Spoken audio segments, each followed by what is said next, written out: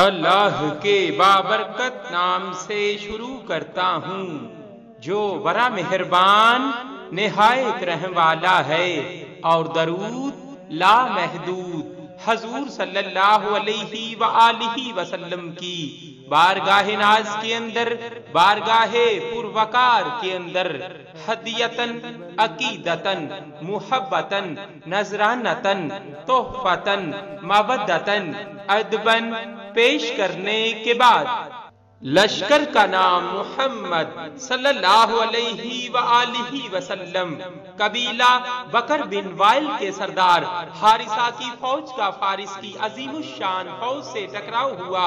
اس وقت حارثہ مسلمان نہ ہوئے تھے، مگر دل میں محبت رسول کریم صلی اللہ علیہ وآلہ وسلم کی ایک چنگاری دبی ہوئی تھی۔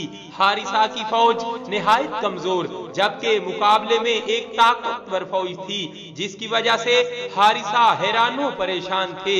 جب کچھ نہ سوجی تو اچانک اعلان کر دیا کہ ہمارے لشکر کا نام محمد صلی اللہ علیہ وآلہ وسلم ہے۔